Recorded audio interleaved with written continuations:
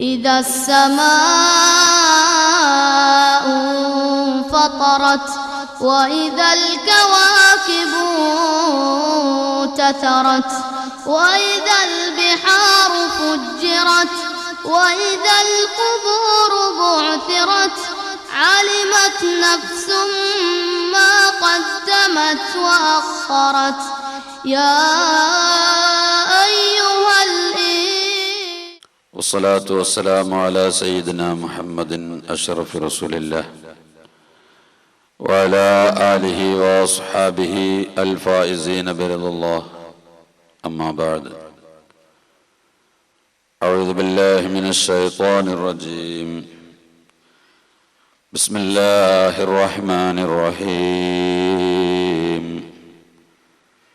ويوم نسير الجبال فترى الأرض بارزة وحشرناهم فلم نغادر منهم أحدا وعرضوا على ربك صفا لقد جئتمونا كما خلقناكم أول مرة بل زعمتم أن لن نجعل لكم موعدا ووضع الكتاب فترى المجرمين مشفقين مما فيه ويقولون يا ويلتنا ما لهذا الكتاب لا يغادر صغيرة ولا كبيرة إلا أحصاها ووجدوا ما عملوا حاضرا ولا يظلم ربك أحدا قال الله عز وجل يحشر الناس يوم القيامة حفاة عراة غرلا صدق رسول الله يا أكرم الثقلين يا كنز الورى جد لي بجودك أرضني برضاك يا مالكي كن شافعي في فاقتي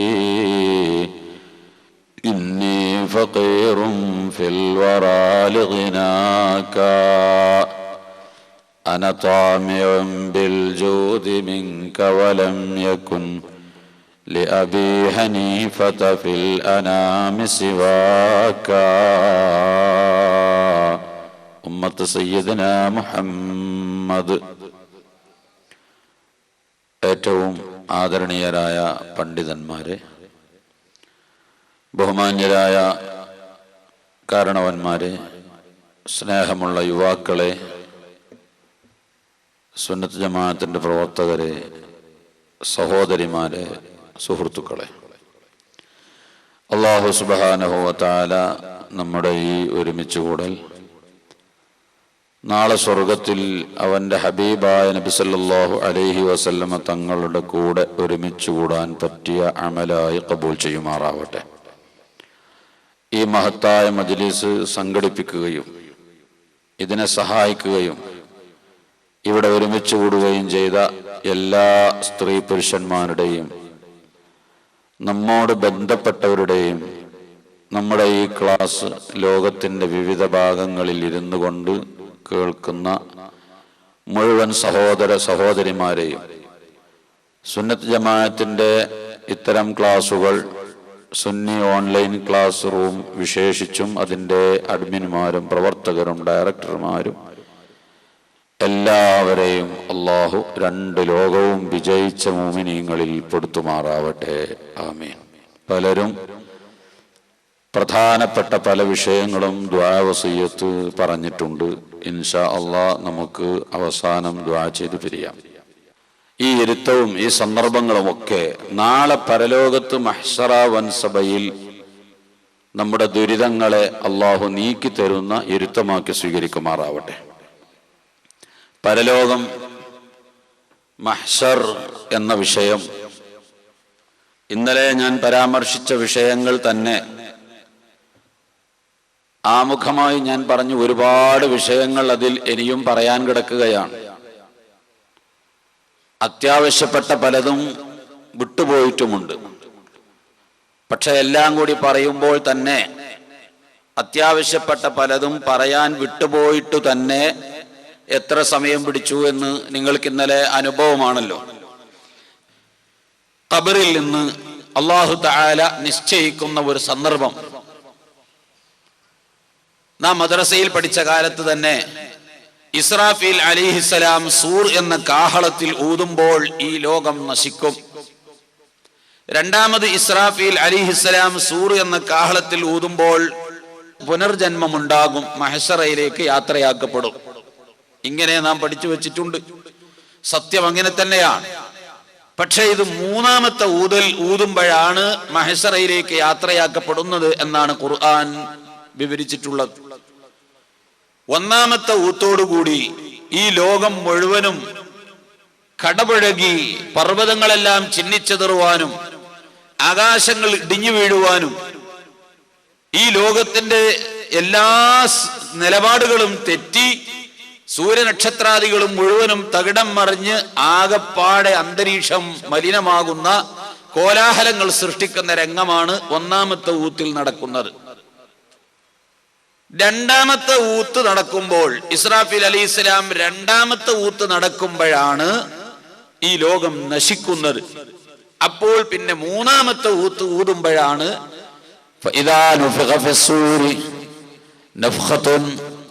മൂന്നാമത്തെ ഊത്ത് ഊതുമ്പോൾ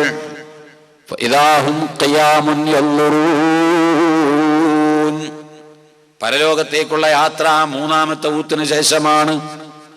ഖുർആൻ വളരെ വ്യക്തമായി പറഞ്ഞതാണ് ഈ കാര്യം. ഇസ്രാഫീൽ അലൈഹിസ്സലാം ഉൾപ്പെടെ രണ്ടാമത്തെ ഊത്തോടുകൂടി മരണപ്പെട്ടു പോയി. അസ്രായീൽ മരിച്ചുപോയി. കുല്ലു ഷൈഇൻ ഹാലികുൻ ഇല്ലാ വജ്ഹു, അല്ലാഹു അല്ലാത്ത എല്ലാ വസ്തുക്കളും ഈ പ്രപഞ്ചത്തിൽ അല്ലാഹു മാത്രമേ ബാക്കിയുള്ളൂ. മലക്കുകൾ ഉൾപ്പെടെ മരണപ്പെട്ടു. മലക്കുകളുടെ നേതാവായ മുഖറബുൽ അംലാക്ക് ജിബ്രീൽ അലൈഹിസ്സലാം ഉൾപ്പെടെയുള്ള ലോകത്തെ എല്ലാ സൃഷ്ടികളുടെയും റൂഹനെ പിടിച്ചിരുന്ന ജീവികളുടെയും റൂഹനെ പിടിച്ചിരുന്ന അസ്രായീൽ അലൈഹിസ്സലാം ഉൾപ്പെടെ സർവ മലക്കുകളും മനുഷ്യന്മാരും ജിന്നുകളും ഭൂതങ്ങളും സർവവും മരണപ്പെട്ടു പോയി. ലോകം മുഴുവനും നശിച്ചുപോയി. അല്ലാഹു മാത്രം ബാക്കിയാണ്. കുറെ കാലം അങ്ങനെ കിടന്നതിന് ശേഷം അല്ലാഹു സുബ്ഹാനഹു വ തആല നിശ്ചയിക്കുന്ന സന്ദർഭം ഇസ്രാഫീൽ അലൈഹിസ്സലാമിനെ അല്ലാഹു ഹയാത്താക്കുന്നു. എന്നിട്ട് ഇസ്രാഫീൽ അലൈഹിസ്സലാമിനോട് പറയുന്നു, ഇസ്രാഫീലെ സൂർ എന്ന കാഹളത്തിൽ ഊതാൻ. ഇസ്രാഫീൽ അലൈഹിസ്സലാം ഊതുമ്പോൾ ഈ ലോകം വീണ്ടും പുനർജനിക്കപ്പെടുന്നു. ജനങ്ങളെല്ലാം ഒരുമിച്ച് കൂട്ടപ്പെടുന്നു. എവിടെ നിന്നോ ദൂരെ നിന്നൊരു വിളിയാളം വരുമ്പോൾ മിൻ മക്കാനിൻ ബഈദ് യുനാദിൽ മുനാദി മിൻ മക്കാനിൻ ബഈദ്, അങ്ങകലെ വളരെ വിദൂരമായ എവിടെ നിന്നോ ഒരു വിളിയാളം. ആ വിളിയാളം കേട്ടുകൊണ്ട് സർവ്വ ജനങ്ങളും നെട്ടിയുണർന്നു. അവരെല്ലാം ഉണർത്തപ്പെട്ടുകൊണ്ട് എവിടെന്നാണോ വിളി കേട്ടത് ആ കേട്ട ഭാഗത്തേക്ക് ആളുകൾ നീങ്ങിക്കൊണ്ടിരിക്കുകയാണ്. എവിടെന്നാണ് വിളി കേട്ടത്? എത്രയോ ദൂരെ നിന്ന് എവിടെന്നോ ആണ് കേട്ടത്. ആ കേട്ട ഭാഗത്തേക്ക് ജനങ്ങളെല്ലാം പോയിക്കൊണ്ടിരിക്കുകയാണ്. പോകുമ്പോൾ വഴിയിൽ വെച്ച് പിന്മാറാൻ സാധിക്കുമോ? എങ്ങോട്ടാ പോകുന്നത്, എന്തിനാ പോകുന്നത് എല്ലാവർക്കും ബോധ്യപ്പെട്ട് കഴിഞ്ഞിരിക്കുകയാണ്. അതിൽ തെമ്മാടികളായ ആളുകളെ കൊണ്ടുപോകുന്ന രംഗമുണ്ട്. സ്വാലിഹീങ്ങളായ ആളുകൾ, പണ്ഡിതന്മാർ, ഇവരൊക്കെ പോകുന്ന വിവിധ രംഗങ്ങൾ ഹദീസുകളിലുണ്ട്. തെമ്മാടികളായ ആളുകളെ മുഖം കുത്തിക്കൊണ്ടാണ്, മുഖത്ത് വലിച്ചുകൊണ്ടാണ്, കാല് കുത്തിയിട്ടല്ലേ ഇന്ന് നടക്കുന്നത്. അന്ന് മുഖം കുത്തിക്കൊണ്ടാണ് മഹ്ശറയിലേക്ക് ഹാജരാക്കപ്പെടുന്നത്. സ്വഹാബത്ത് ചോദിച്ചു, നബിയേ, മുഖം കുത്തിയിട്ട് എങ്ങനെയാ നടക്കുക? അള്ളാഹുവിന്റെ റസൂൽ പറയുന്നു, കാലുകൊണ്ട് എങ്ങനെയാണോ നടക്കുന്നത്, കാലുകൊണ്ട് നടക്കാൻ കഴിവ് സൃഷ്ടിച്ച അള്ളാഹുവിന്, ഈ പ്രപഞ്ചം മുഴുവനും നശിച്ചു പോയിട്ട് രണ്ടാമതും ഹയാത്താക്കിയ അള്ളാഹുവിന്, ഇതെല്ലാം ചെയ്യാൻ കഴിവുള്ള അള്ളാഹുവിന് മുഖത്തിന്റെ മുകളിൽ നടത്താനും കഴിയുമല്ലോ. പല ജാതി ആളുകൾ പലവിധ തെറ്റ് ചെയ്തവരാണ്. പലിശ തിന്നവരുണ്ട്, വ്യഭിചാരം ചെയ്തവരുണ്ട്, ഉപദേശങ്ങൾ നൽകുന്നവരുണ്ട്, അതനുസരിച്ച് ജീവിച്ചവരും ജീവിക്കാത്തവരുമുണ്ട്. വിവിധ രൂപങ്ങളിലുള്ള ആളുകളുണ്ട്. അവരെയൊക്കെ വിവിധ രൂപങ്ങളിലാണ് മഹ്ശറയിലേക്ക് കൊണ്ടുപോയിക്കൊണ്ടിരിക്കുന്നത്. പലിശ തിന്നവരെ കൊണ്ടുപോകുന്ന രംഗം എല്ലാം ഹദീത്തിൽ സുപരിചിതമാണ്, വിശാലമായി പറഞ്ഞിട്ടുണ്ട്. ഞാനതെല്ലാം പറയാൻ വിശാലമായി അതിലേക്ക് കടന്നു ചെല്ലുന്നില്ല. അങ്ങനെ അല്ലാഹു തആല മഹ്ശറിലേക്ക് കൊണ്ടുപോകുമ്പോൾ തമ്മാടികൾക്ക് അറിയാം എങ്ങോട്ടായി പോകുന്നത്, എന്തിനാ പോകുന്നത്. വഴിയിൽ വെച്ച് പിന്മാറിയാൽ രക്ഷപ്പെടുമോ? ബോംബെയിൽ നിന്നോ മദ്രാസിൽ നിന്നോ ഒരു കള്ളനെ പിടികൂടിയിട്ട് എറണാകുളം ഹൈക്കോടതിയിലേക്ക് പോലീസുകാർ കൊണ്ടുവരുമ്പോ ട്രെയിനിൽ വെച്ച് ആ കള്ളനതാ വണ്ടിയിൽ നിന്ന് ചാടി രക്ഷപ്പെടാറുണ്ട്. പത്രത്തിൽ നമ്മൾ വായിക്കാറുണ്ട്. ഹോട്ടലിൽ കയറുമ്പോഴോ മൂത്രമൊഴിക്കാനോ പോകുമ്പോൾ പോലീസുകാരെ കണ്ണു വെട്ടിച്ച് കള്ളന്മാര് രക്ഷപ്പെടാറുണ്ട്. സാധാരണ ഇതൊക്കെ പത്രങ്ങളിൽ വരാറുണ്ട്. എന്നാൽ ഖബറിൽ നിന്ന് എഴുന്നേറ്റ് മഹ്ശറിലേക്ക് കൊണ്ടുപോകുന്ന സമയത്ത് വഴിയിൽ വെച്ചുകൊണ്ട് എവിടെ നിന്നും ഒളിച്ചോടി പോകാൻ സാധ്യമല്ല. നടക്കുന്നില്ലെന്ന് പറഞ്ഞുകൊണ്ട് പിന്മാറാനും സാധ്യമല്ല. ആ മലക്കുകൾ അവനെ തെളിച്ചു കൊണ്ടുപോകുന്നു, കൈപിടിച്ച് വലിച്ചു കൊണ്ടുപോകുന്നു, പിന്നിൽ നിന്ന് തെളിച്ചു കൊണ്ടുപോകുന്നു. സായിഖും വശഹീദ് വമഅഹു സായിഖും വശഹീദ്. ഖബറിൽ നിന്ന് പോകുന്ന സമയത്ത് നമ്മുടെ റെക്കോർഡുകളെല്ലാം ചുമന്നുകൊണ്ട് ഷഹീദ് മലക്ക് കൂടെയുണ്ട്. ദുനിയാവിൽ നാം ജീവിച്ചപ്പോൾ നമ്മുടെ അമലുകളെല്ലാം രേഖപ്പെടുത്തിയ റഖീബ് അതീദില്ലേ, ആ റഖീബ് അതീദിനെ അല്ലാഹു തആല ചുമതലപ്പെടുത്തിയിട്ടുണ്ട് നമ്മുടെ സർവ്വകാര്യങ്ങളും എഴുതി വെക്കാൻ. പറയുന്നതും കേൾക്കുന്നതും ചെയ്യുന്നതും നമ്മിൽ നിന്ന് എന്തെല്ലാം നല്ലതും ചീത്തയും സംഭവിച്ചോ അത് മുഴുവനും റെക്കോർഡ് ചെയ്യാൻ വേണ്ടി അല്ലാഹു തആല മലക്കുകളെ വെച്ചിട്ടുണ്ട്. ആ മലക്കുകൾ അതാ നമ്മെ ഹാജരാക്കുന്നു അല്ലാഹുവിന്റെ മുമ്പിൽ. മലക്കുകളുടെ ഡ്യൂട്ടി നിർവഹിച്ച് നാം മരിച്ചു കഴിഞ്ഞാൽ അങ്ങ് വിട്ടുപിരിഞ്ഞു പോവുകയല്ല. നാം മരിച്ച് നമ്മുടെ മയ്യത്ത് ഖബറിൽ കൊണ്ടുപോയി വെച്ച് കഴിഞ്ഞാൽ ഖിയാമത്ത് നാൾ വരെ ആ റഖീബ് അതീദ് കാൽഭാഗത്തും തലഭാഗത്തും നിൽക്കുകയാണ്. നാം ഈ ദുനിയാവിൽ ചെയ്തിരിക്കുന്ന സൽക്കർമ്മമാണ് എങ്കിൽ അതിനനുസരിച്ച് നമുക്ക് വേണ്ടി അവര് പ്രാർത്ഥിച്ചു കൊണ്ടിരിക്കും. ആ മലക്കുകളെ വിഷമിപ്പിക്കുന്ന വല്ല പണികളും നാം ചെയ്തിട്ടുണ്ടെങ്കിൽ ആ മലക്കുകൾ ഖബറിന്റെ മുകളിൽ നിന്നുകൊണ്ട് നമുക്ക് പ്രതികൂലമായി പ്രാർത്ഥിച്ചു കൊണ്ടിരിക്കും. ഉദാഹരണമായി കക്കൂസിൽ വെച്ച് സംസാരിച്ച മനുഷ്യനാണെന്ന് വെക്ക്. ഒരു ഉദാഹരണം പറയുകയാണ്. സംസാരിക്കാൻ പാടില്ലാത്ത ചില സന്ദർഭങ്ങളുണ്ട്. കക്കൂസിൽ വെച്ച് സംസാരിക്കാൻ പാടില്ല. ഭാര്യയുമായി ബന്ധപ്പെട്ടുകൊണ്ടിരിക്കുമ്പോൾ സംസാരിക്കുന്നത് ശരിയല്ല. അതിന്റെ മുമ്പാവാം, അതിന്റെ ശേഷമാകാം. പറയാനുള്ളതൊക്കെ ആമുഖമായി പറയാം. രണ്ടുപേരും കൂടി ബന്ധപ്പെട്ടുകൊണ്ടിരിക്കുന്ന സമയത്ത് സംസാരങ്ങളൊന്നും പാടില്ല. ഹറാമാണെന്നല്ല, ഒരാള് സംസാരിച്ചാൽ അവനെ ശിക്ഷിക്കപ്പെടും, അങ്ങനത്തെ ഹറാമാണ് എന്നല്ല. പക്ഷേ ഒരു നല്ല പണിയല്ലത്. എന്താ കാരണം? ഈ രണ്ട് സന്ദർഭങ്ങളിൽ സംസാരിക്കുന്ന സമയത്ത് നാം നമ്മുടെ ഭാര്യയുമായി ബന്ധപ്പെടാൻ ശ്രമിച്ചു കഴിഞ്ഞാൽ നമ്മുടെ കൂടെ അല്ലാഹു വെച്ച മലക്കുകൾ നമ്മെ വിട്ടുപിരിഞ്ഞു നിൽക്കും. കക്കൂസിലേക്ക് നാം പ്രവേശിക്കുമ്പോൾ ആ മലിനമായ സ്ഥലത്തേക്ക് റഖീബ് അതീദ് കടക്കുകയില്ല. അവരിങ്ങോട്ട് പുറകോട്ട് മാറി നിൽക്കും. നാം അതിൽ വെച്ച് സംസാരിക്കുമ്പോ അള്ളാഹു അവരെ എന്തൊരു പണിക്ക് ഏൽപ്പിച്ചുവോ ആ പണി കൃത്യമായി ചെയ്യുന്നതിന് ഒരു തടസ്സവും ഒരു വിഷമവും നമ്മുടെ ഭാഗത്ത് നിന്ന് വന്നിട്ടുണ്ട്. മലക്കുകളതാ വിഷമിക്കുകയാണ്. അള്ളാഹു ഞങ്ങളെ ഏൽപ്പിച്ചത് ഇവൻ ചെയ്ത സർവ്വ കാര്യങ്ങളും റെക്കോർഡ് ചെയ്യാനല്ലേ? ഞങ്ങൾ അവനെ വിട്ടുനിന്ന സമയത്തല്ലേ അവൻ സംസാരിച്ചത്? കക്കൂസ് വെച്ചല്ലേ സംസാരിച്ചത്? അവരുടെ പ്രവർത്തനം സുഗമമായി നടത്താൻ അവർക്കൊരു പ്രയാസം ഉണ്ടാക്കി വെച്ചിട്ടുണ്ട് നാം. അതുകൊണ്ട് തന്നെ ഖബറിലേക്ക് നാം വന്നു കഴിഞ്ഞാൽ റഖീബ് അതീദ് ഖബറിന്റെ തലഭാഗത്തും കാൽഭാഗത്തും നിൽക്കും. നമ്മുടെ തലഭാഗത്തും കാൽഭാഗത്തും നിൽക്കും. അവർ പ്രാർത്ഥിച്ചു കൊണ്ടിരിക്കും, അല്ലാഹുവേ, ഈ മനുഷ്യൻ കക്കൂസിൽ വെച്ച് സംസാരിച്ചവനാണ്, മൂത്രപ്പുരയിൽ വെച്ച് സംസാരിച്ചവനാണ്, ഞങ്ങൾക്കിവൻ പ്രയാസം സൃഷ്ടിച്ചവനാണ്, നീ ഞങ്ങളെ ഏൽപ്പിച്ച പണി കൃത്യമായി ചെയ്യുന്നതിന് തടസ്സം ചെയ്തവനാണ്.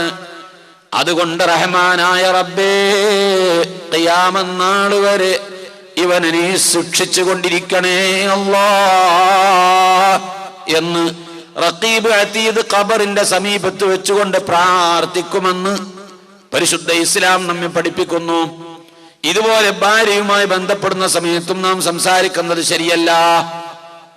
ഇങ്ങനെ ഈ മലക്കുകൾ നമ്മുടെ ഖബറിന്റെ സമീപത്താണ്.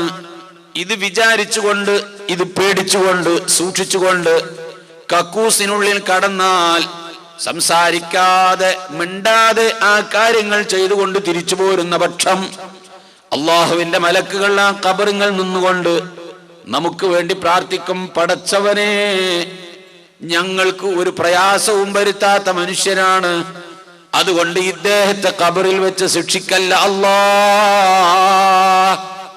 റഖീബ് ദുആ ചെയ്യും, അതീദ് ആമീൻ പറയും. നേരത്തെ രണ്ടുപേരും ദുആ ചെയ്തതും ആമീൻ പറഞ്ഞതും എന്തിനാണോ അതിന്റെ വിപരീതമാണ്. ഇങ്ങനെ ആ മലക്കുകൾ ഖിയാമത്ത് നാൾ വരെ നമ്മുടെ ഖബറിനെ ചുറ്റിപ്പറ്റി നിൽക്കുകയാണ്. രണ്ടാമത് പുനർജന്മത്തിന്റെ കാലത്ത് ഖബറിൽ നിന്ന് മഹ്ശറയിലേക്ക് കൊണ്ടുപോകുന്ന കാലത്ത് അല്ലാഹു തആലാന്റെ ഈ മലക്കുകൾ അല്ലാഹ് ഏൽപ്പിച്ചതാണല്ലോ നമ്മെ സൃഷ്ടിച്ച്. എന്നാണോ റഖീബ് അതീദിനെ നമ്മുടെ കൂടെ നിശ്ചയിച്ചത്, അന്ന് മുതൽ ഇവർ നമ്മെ പിന്തുടരുകയാണ്. മഹ്ശറയിൽ കൊണ്ടുപോയി അള്ളാഹുവിന്റെ മുമ്പിൽ അങ്ങ് നിർത്തിക്കൊടുക്കുന്നത് വരെ അവർക്ക് സമാധാനമില്ല. എഴുന്നേറ്റു, ഖബറിൽ നിന്ന് എഴുന്നേറ്റു. എവിടെ നിന്നോ കേട്ട ശബ്ദത്തിന്റെ അടുക്കലേക്ക് ജനങ്ങൾ ഓടിക്കൊണ്ടിരിക്കുകയാണ്. ആരെങ്കിലും വഴിയിൽ വെച്ച് പിന്മാറാൻ ശ്രമിച്ചാൽ നടക്കുകയില്ല. തെളിച്ചു കൊണ്ടുപോകാൻ ഒരു മലക്കുണ്ട്, കൂടെ റിക്കാർഡുകൾ ചുമന്നുകൊണ്ട് സായിഖുൻ വശഹീദ് തെളിച്ചു കൊണ്ടുപോകുന്ന ഒരു മലക്കുണ്ട്, അവനെ മുന്നോട്ട് വലിച്ചു കൊണ്ടുപോകുന്ന ഒരു മലക്കുണ്ട്, കൂടെ റിക്കാർഡുകൾ ചുമന്നുകൊണ്ടിരിക്കുന്ന മറ്റേ മലക്കുമുണ്ട്. ഇവര് രണ്ടുപേരും കൂടി മഹ്ശറയിലേക്ക് കൊണ്ടുപോകുന്നു. പോകുന്ന വഴിയിൽ വെച്ച് ദുന്യാവിൽ എന്തെങ്കിലും സങ്കീർണമായ വല്ല പ്രശ്നങ്ങളും നേരിടാൻ പോകുമ്പോൾ പലരെയും നാം സമീപിക്കാറില്ലേ? ഉന്നത തലങ്ങളെ സമീപിക്കാറുണ്ട്. ആ പ്രശ്നമൊന്ന് പരിഹരിച്ചു തരാൻ പറ്റുമോ? പോലീസുകാരൻ വീട്ടിൽ വന്നിട്ട് പറഞ്ഞു, നാളെ SI പോലീസ് സ്റ്റേഷനിൽ വരാൻ പറഞ്ഞിട്ടുണ്ട്. പന്തിയല്ല എന്ന് നമുക്ക് മനസ്സിലായാൽ, പോലീസുകാരൻ വന്നിട്ട് നിന്നെ കൊണ്ടുപോകാൻ വന്നതാണെന്ന് പറഞ്ഞാൽ ഞാനങ്ങ് വന്നുകൊള്ളാം, സാർ പൊയ്ക്കോ, പോലീസുകാരനെ വിടും. പിന്നാലെ നാം പോകുന്നതിന് മുമ്പ് പറഞ്ഞ സമയത്ത് SI ചെല്ലാൻ പറഞ്ഞ സമയത്ത് പോലീസ് സ്റ്റേഷനിൽ എത്തും. പക്ഷെ എത്തുമ്പോഴേക്ക് ദുനിയാവിൽ വൻകിട മേഖലകളിലേക്ക്, ഉയർന്ന സ്ഥലങ്ങളിലേക്കുള്ള ഉദ്യോഗസ്ഥന്മാർക്കും രാഷ്ട്രീയ നേതാക്കൾക്കും വിളിച്ചു പറഞ്ഞിട്ട് എന്നോട് പോലീസ് അങ്ങ് ചെല്ലാൻ പറഞ്ഞിട്ടുണ്ട്, ഞാൻ പോകുന്നു. അവിടെ ചെന്നാൽ എന്നോട് മയമായി പെരുമാറുകയും എന്നെ രക്ഷപ്പെടുത്തുകയും വേണം, എന്നെ കുടുക്കി കളയരുത്. നാം എത്തുമ്പോഴേക്ക് അതാ ഉന്നതങ്ങളിൽ നിന്ന് ഫോൺ വരുന്നു, ദുന്യാവിൽ രക്ഷപ്പെടാം, പലരെയും സ്വാധീനിക്കാം, പലരെ പിടിച്ചുകൊണ്ട് അവിടെ നമുക്ക് രക്ഷപ്പെടാനുള്ള മാർഗമുണ്ടാക്കാം. അതേ സമയത്ത് ഇവിടെ അത് നടക്കുമോ? ബാപ്പനെ സമീപിച്ചാൽ ബാപ്പ രക്ഷപ്പെടുത്തി തരുമോ? ബാപ്പ മക്കളെ സമീപിച്ചാൽ മക്കൾ രക്ഷപ്പെടുത്തി കൊടുക്കുമോ? എന്താണ് അവിടുത്തെ അവസ്ഥ? ഒരാളും ഒരാളെയും സഹായിക്കുകയില്ല. യൗമ യഫിറുൽ മർഉ മിൻ അഖീഹി വഉമ്മിഹി വസാഹിബതിഹി വഅഖീഹി. ഒരു മനുഷ്യൻ അവന്റെ വാപ്പാനെ കാണുമ്പോൾ ഓടി ഒളിക്കും, ഉമ്മാനെ കാണുമ്പോൾ ഓടി ഒളിക്കും, ജ്യേഷ്ഠാനുജന്മാരെ കാണുമ്പോൾ ഓടി ഒളിക്കും. അവരെ മറച്ചു വെച്ചുകൊണ്ട് ചെയ്ത പലതും ഇന്ന് പരസ്യമാകാൻ പോകുന്നു. അതുകൊണ്ട് തന്നെ വല്ലാത്ത വഷളത്തരം തോന്നുന്നു. അവരെ കാണുന്ന സമയത്ത് ഓടി ഒളിച്ച് രക്ഷപ്പെടാൻ ശ്രമിക്കുകയാണ്. മക്കളെ കാണുമ്പോ വാപ്പ രക്ഷപ്പെടാൻ ശ്രമിക്കുകയാണ്, വാപ്പാനെ കാണുമ്പോ മക്കൾ രക്ഷപ്പെടാൻ ശ്രമിക്കുകയാണ്. യൗമ യവദ്ദുൽ മുജ്രിമു ലൗ യഫ്തദി മിൻ അദാബി യൗമിഇദിൻ ബിബനീഹി വസാഹിബതിഹി വഅഖീഹി വഫസീലതിഹി അല്ലതി തുവീഹി ലികുല്ലി ഇംറിഇൻ മിൻഹും യൗമഇദിൻ ശഅ്റുൻ യുഗ്നീഹി. ബാപ്പ വിചാരിക്കുന്നു, എന്റെ മകനെ കൊടുത്തിട്ട് എനിക്ക് ജാമ്യത്തിന് ഇറങ്ങാൻ പറ്റുമോ? ഞാൻ അനുഭവിക്കുന്നതിന് പകരം എന്റെ മകനെ കൊടുത്തിട്ട് എനിക്ക് രക്ഷപ്പെടാൻ പറ്റുമോ? മകൻ ചിന്തിക്കുന്നു, എന്റെ വാപ്പാനെ കൊടുത്തിട്ട് എനിക്ക് രക്ഷപ്പെടാൻ പറ്റുമോ? എന്റെ കുടുംബങ്ങളെ, എന്റെ സ്നേഹിതന്മാരെ കൊടുത്തിട്ട് എനിക്ക് രക്ഷപ്പെടാൻ പറ്റുമോ എന്ന് തമ്മാടികൾ ചിന്തിച്ചു പോകും. ആരാണ് സഹായത്തിനുള്ളത്? ദുനിയാവിൽ കൂടെ നടന്ന, തോളിൽ കൈയിട്ടുകൊണ്ട് നടന്ന, സ്നേഹപൂർവം പെരുമാറി നടന്ന എത്ര സ്നേഹിതന്മാരുണ്ട്. സ്നേഹാധിക്യം കൊണ്ട് ഒരൊറ്റ കുഴിമാടത്തിൽ മറവ് ചെയ്യണമെന്ന് വസിയത്ത് പത്രം എഴുതി വെച്ചവരുണ്ട്. ഒരു ഭൗതിക കലാലയത്തിന്റെ ക്യാമ്പസിലേക്ക് രാവിലെ കോളേജ് തുറക്കാൻ വേണ്ടി പ്യൂണ് ഗേറ്റ് തുറന്ന് കടന്നു ചെന്നപ്പോൾ കോളേജ് ക്യാമ്പസിൽ കണ്ടത് ചിന്നിച്ചിതറിക്കിടക്കുന്ന 2 മൃതശരീരത്തിന്റെ അവശിഷ്ടങ്ങളാണ്. ആ മൃതശരീരത്തിന്റെ അവശിഷ്ടങ്ങൾ പരതി നോക്കിയപ്പോൾ ഒരു ഡയറി കിട്ടി. ഡയറി പരിശോധിച്ചപ്പോൾ അവസാനമായി അതിൽ എഴുതി വെച്ചത്, ഞങ്ങൾ തമ്മിലുള്ള സ്നേഹം എല്ലാവരും അറിഞ്ഞു, ഇനി ജീവിക്കണോ? ഇവർ വിചാരിച്ചത് ആരും അറിയില്ല എന്നാ. ഇവർ തമ്മിലുള്ള സ്നേഹം പുറത്തായി, ആളുകൾ അറിഞ്ഞു. ഒരു വഷളത്തരം. അവരെന്ത് ചെയ്തു? ഡൈനാമിറ്റ് വാങ്ങിക്കൊണ്ടുവന്ന് നെഞ്ചിൽ വെച്ച് പരസ്പരം 2 പേരും കൂടി അങ്ങ് മുആനഖത്ത് ചെയ്തു. അത് പൊട്ടിത്തെറിച്ചു. ആണിന്റെയും പെണ്ണിന്റെയും ജീവിതം എന്തെന്ന് രുചിച്ചറിയുന്നതിന് മുൻപ് 2 പേരും ഈ ലോകത്തോട് വിട്ടുപിരിയുന്നു.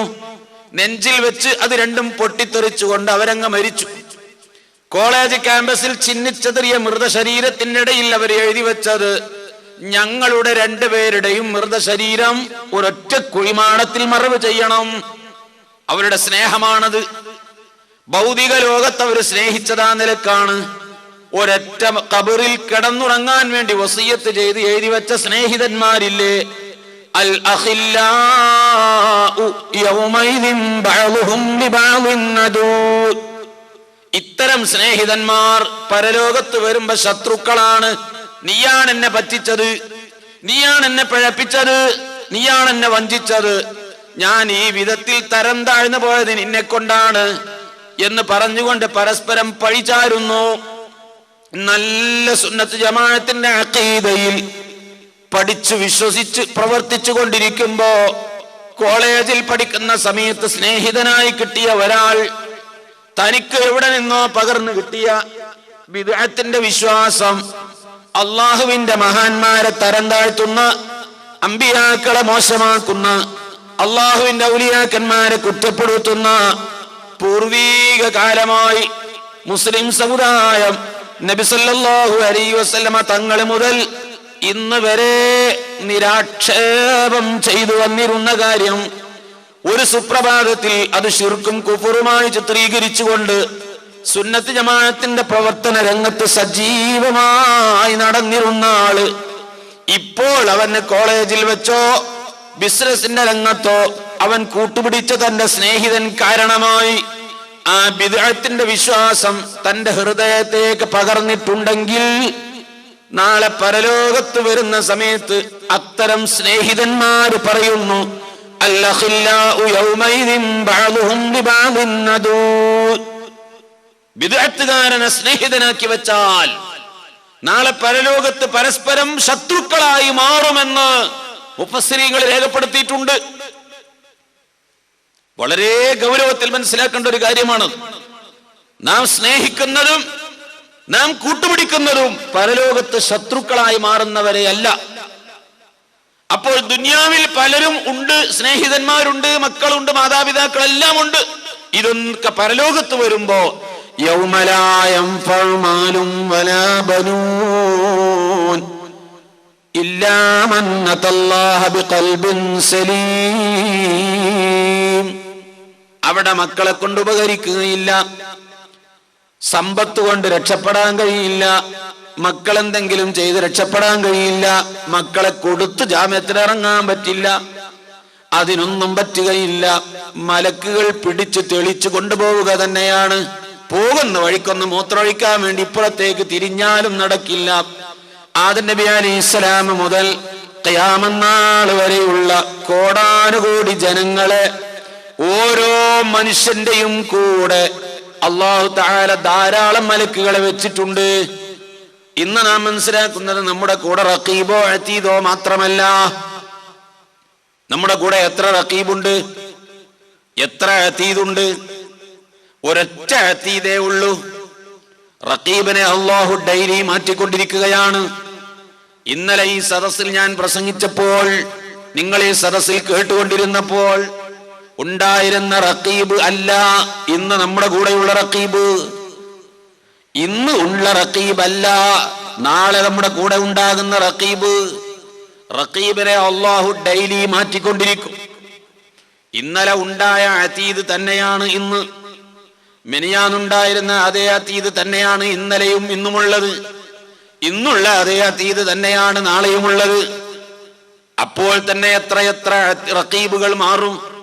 ഒരു മനുഷ്യന്റെ കൂടെ നന്മ എഴുതാൻ വേണ്ടി അല്ലാഹു നിശ്ചയിച്ച റഖീബിനെ ഡെയിലി മാറ്റിക്കൊണ്ടിരിക്കുകയാണ്. അതീത് ഒന്നേ ഉള്ളൂ. എന്നാണോ അതീദിനെ നമ്മുടെ കൂടെ വെച്ചത്, ആ അതീത് മഹ്ശറയിൽ കൊണ്ടുപോയി നമ്മെ ഏൽപ്പിച്ചു കൊടുക്കുന്നത് വരെ ഒരൊറ്റ അതീതാണ് നമ്മെ പിന്തുടർന്നു കൊണ്ടിരിക്കുകയാണ്. റഖീബാണെങ്കിലോ ഡെയിലി മാറിക്കൊണ്ടിരിക്കുകയാണ്. ആ റഖീബ് മുഴുവനുമുണ്ട്. തന്നെയല്ല, നമ്മുടെ കൂടെ ഹഫളത്ത് എന്ന് പറയുന്ന മലക്കുണ്ട്, കിറാമൻ കാത്തിബീൻ എന്ന് പറയുന്ന ഒരു പറ്റം മലക്കുകളുണ്ട്. അതിന്റെ എല്ലാം പുറമെ രാവിലെ ഒരു കൂട്ടം മലക്കുകൾ ഇറങ്ങി വരും. വൈകുന്നേരം വരെ നാം ചെയ്യുന്ന സർവ്വ പ്രവൃത്തികളും എഴുതി വെക്കും. വൈകുന്നേരം മഗ്രിബായാൽ അവർ തിരിച്ചു പോകും. അപ്പോൾ മഗ്രിബിന് വേറെ ഒരു കൂട്ടർ ഇറങ്ങി വരും. അവര് രാവിലെ വരെ നാം ചെയ്യുന്നത് മുഴുവനും എഴുതി വെക്കും. രാവിലെ ആയാൽ അവർ തിരിച്ചു പോകും. ഇത് റഖീബ് അതീദിന്റെ പുറമെ ഓരോ ദിവസവും നമ്മുടെ പ്രവർത്തികൾ മേൽപോട്ട് കയറ്റിക്കൊണ്ടിരിക്കുന്നു. അങ്ങനെ ഒരു സെറ്റ് മലക്കുകൾ ഇപ്പോൾ നമ്മുടെ കൂടെ തന്നെ ഉണ്ട്. ആ മലക്കുകളുടെ മുഴുവനും ഡ്യൂട്ടി അവസാനിക്കുന്നത് നമ്മെ അല്ലാഹുവിന്റെ മുമ്പിൽ വിചാരണക്ക് നിർത്തിയിട്ട് തീരുമാനമാകുന്നത് വരെ അവർ നമ്മെ വിട്ടുപിരിയുകയില്ല. വഴിയിൽ വെച്ച് പിന്മാറാൻ കഴിയില്ല. അങ്ങനെ സർവ്വജനങ്ങളെയും മഹ്ശറിൽ കൊണ്ടുപോയി അല്ലാഹു നിശ്ചയിച്ച പ്രത്യേകമായ സ്ഥലത്ത് നിർത്തും. എങ്ങനെയാണ് മഹ്ശറിൽ നിൽക്കുന്നത്? അല്ലാഹു മഹ്ശറിലെ ജനങ്ങളെ സൊഫ് സൊഫായിട്ടാ നിർത്തുക. എത്ര സൊഫാണ് മഹ്ശറിലെ ജനങ്ങളെ അല്ലാഹു നിർത്തുന്നത്? 120 വരിയാണ്. ആദം നബി അലൈഹിസ്സലാം മുതൽ ഖിയാമത്ത് നാൾ വരെ വരാനിരിക്കുന്ന സർവ്വജനങ്ങളെയും അല്ലാഹു മഹ്ശറിൽ നിർത്തുന്നത് 120 വരിയാണ്. 120 സൊഫ്. ആ 120 സൊഫിൽ നിന്ന് സ്വർഗത്തിലേക്ക് പോകാനുള്ളത് 3 സൊഫ് മാത്രമാണ്. ബാക്കി 117 സൊഫും 117 വരിയും നരകത്തിലേക്കാണെന്ന് അഷ്റഫുൽ ഖൽഖ് നബിയുനാ റസൂലുള്ളാഹി സ്വല്ലല്ലാഹു അലൈഹി വസല്ലം തങ്ങൾ പറയും. ആ 3 വരിയിൽ അല്ലാഹു നമ്മെയും നമുക്ക് വേണ്ടപ്പെട്ട എല്ലാവരെയും കയറ്റി തരുമാറാവട്ടെ. ആകെ 3 വരിയാണ് സ്വർഗത്തിലേക്ക് പോകാനുള്ളത്. ബാക്കി 117 വരിയും നരകത്തിലേക്കാണ്. ബഹുഭൂരിപക്ഷം ജനങ്ങളും എന്നും സത്യത്തിനെതിരിലായിരിക്കും. ഖുർആനിൽ സൂറത്ത് യാസീനിൽ തന്നെ അല്ലാഹു തആല പറയുന്നുണ്ട്. യാസീനിൽ തന്നെ അല്ലാഹു പറയുന്നുണ്ട്, ലഖദ് ഹഖൽ ഖൗലു അലാ അക്തരിഹിം ഫഹും ലാ യുഅ്മിനൂൻ. ഭൂരിപക്ഷം ജനതയും വിശ്വസിക്കുകയില്ല, സത്യത്തിന്റെ മറുവശത്തായിരിക്കും. അത് ഏത് കാലവും അങ്ങനെ തന്നെയാണ്. ഇന്ന് ലോകത്ത് കാനേശുമാരി കണക്കെടുത്ത് നോക്കിയാൽ സത്യപ്രസ്ഥാനത്തിൽ ആള് കുറയും. അഖീദ നന്നായവർ വളരെ കുറച്ചേ ഉണ്ടാവൂ. നാളെ പരലോകത്ത് അവരൊക്കെ നിർത്തിയാൽ 3 വരിയാണ് സ്വർഗത്തിലേക്ക് പോകാനുള്ളത്. അങ്ങനെ മഹ്ശറിൽ കൊണ്ടുപോയി വരി വരിയായി നിർത്തിക്കഴിഞ്ഞു. നിർത്തിക്കഴിഞ്ഞാൽ വിചാരണ തുടങ്ങിയോ? തുടങ്ങിയിട്ടില്ല. വിചാരണയ്ക്ക് ഇനി എത്ര കാലം കഴിയണം? ആ നൃത്തം നിൽക്കുകയാണ്. എവിടെയാണ് നിൽക്കുന്നത്? യൗമ തുബദ്ദലുൽ അർളു ഗൈറൽ അർളി വസ്സമാവാതു. ആകാശഭൂമികളെ ഇന്ന് കാണുന്ന രൂപം മറിച്ചിരിക്കുന്നു. ഇന്ന് കാണുന്ന മണ്ണ് അല്ല. വൽ അർള വളഅഹാ ലിൽ അനാം. ഇന്ന് കാണുന്ന ഭൂമി മനുഷ്യ ജീവിതത്തിന് അനുയോജ്യമായ നിലക്ക് അല്ലാഹു സംവിധാനിച്ചിട്ടുണ്ടെങ്കിൽ പ്രപഞ്ചത്തിന് മറുപടി പറയാൻ കഴിയാത്ത, ശാസ്ത്രത്തിന് മറുപടി പറയാൻ കഴിയാത്ത ഒരു വാദം. ഒരു ഗ്രഹം പൊട്ടിത്തെറിച്ച് 9 രൂപാന്തരപ്പെട്ടതാണ്. ബുധൻ, ശുക്രൻ, ഭൂമി, ചൊവ്വ, വ്യാഴം, ശനി, യൂറാനസ്, നെപ്റ്റ്യൂൺ, പ്ലൂട്ടോ, 9 ഗ്രഹങ്ങൾ. ഒരു സാധനം പൊട്ടിത്തെറിച്ചിട്ടാ 9 ഉണ്ടായത്. ആ 9 8 ഒരു സ്വഭാവം ഭൂമിക്ക് എങ്ങനെ ഉണ്ടായി? ഒരു സാധനം പൊട്ടിത്തെറിച്ചിട്ടല്ലേ ഇതൊക്കെ ഉണ്ടായത്. നമ്മളൊക്കെ സ്കൂൾ പഠിച്ചത് അങ്ങനെയല്ലേ? ഈ 9 ഉണ്ടായിട്ട് ഭൂമിക്ക് മാത്രം എങ്ങനെ ജനവാസയോഗ്യമായത്? ഭൂമിക്ക് എന്താ പ്രത്യേകത? എന്ത് മറുപടി പറയും അതിന് ശാസ്ത്രജ്ഞന്മാർ? അല്ലാഹു സുബ്ഹാനഹു വ തആല പറയുന്നു, വൽ അർള വളഅഹാ ലിൽ അനാം. ഭൂമിയെ അല്ലാഹു മനുഷ്യന് ജനവാസയോഗ്യമാക്കി വെച്ചിരിക്കുകയാണ്. അല്ലാഹു തആല മനുഷ്യന്റെ സ്വൈരവിഹാരത്തിന് സൗകര്യപ്പെടുത്തി കൊടുത്തു. ആ ഭൂമിയെ അല്ലാഹു തആല മാറ്റി മറിച്ചു. പരലോകത്ത് വരുമ്പോൾ ഈ ഭൂമി മണ്ണാണോ, പാറയാണോ, മാർബിളാണോ, എന്താണ് പരലോകത്തിന്റെ ഭൂമി? ഖണ്ഡിതമായി ഇന്നതാണെന്ന് തറപ്പിച്ച് ഖുർആനിൽ കാണുന്നില്ല. ഹദീസുകളിലും പെട്ടെന്ന് കണ്ടെത്താൻ സാധ്യമല്ല.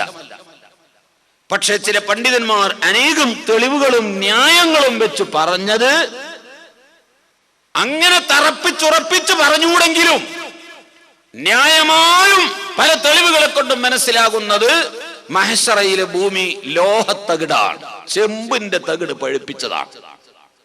ആ ഭൂമിയിൽ കൊണ്ടുപോയിട്ടാണ് നമ്മെ എല്ലാം അല്ലാഹു തആല നിർത്തുന്നത്. ഇങ്ങനെ ഒരു ലോകം എന്തിന് അല്ലാഹു തആല വെച്ചു? അങ്ങനെ ഒരു ലോകം ഉണ്ട് എന്ന് മാത്രമല്ല, അത് വിശ്വസിക്കൽ ഈമാനിന്റെ ഭാഗമാണ്. ഈ ലോകം അവസാനിക്കുമെന്നും പിന്നീടൊരു ലോകം വരാനുണ്ടെന്നും പുനർജന്മമുണ്ട്, മഹ്ശറുണ്ട്, സ്വർഗമുണ്ട്, നരകമുണ്ടെന്ന് വിശ്വസിക്കൽ ഈമാൻ കാര്യങ്ങളിൽ ഒരു ഭാഗമാണ്. വിശ്വസിച്ചില്ലെങ്കിൽ മുഅ്മിനാകാൻ സാധ്യമല്ല. എന്തിനാണിത് വിശ്വസിക്കുന്നത്? മരണത്തിന് ശേഷം പിന്നെ ഒന്നുമില്ല, മരിക്കലോടുകൂടി എല്ലാം കഴിഞ്ഞു എന്നാണ് വിശ്വാസമെങ്കിൽ കള്ളുകുടിയന്മാർക്ക് എത്രയും കുടിച്ചൂടെ?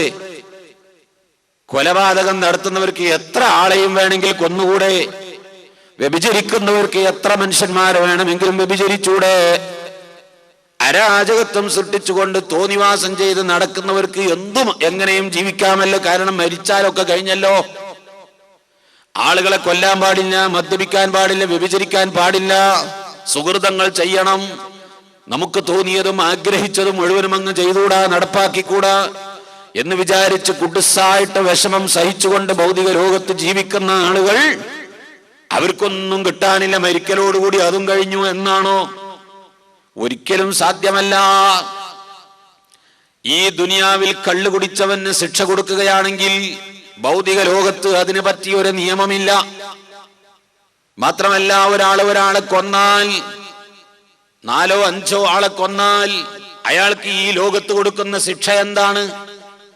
ഒരാളെ കൊന്നതിന് പകരം തന്നെ അയാളെ തിരിച്ചു കൊല്ലുക എന്ന ഒരു നിയമം തന്നെ ഇവിടെ നടപ്പാക്കിയാലും ബാക്കി 4 ആളെ കൊന്നതിന് എന്ത് ചെയ്യാൻ കഴിയും?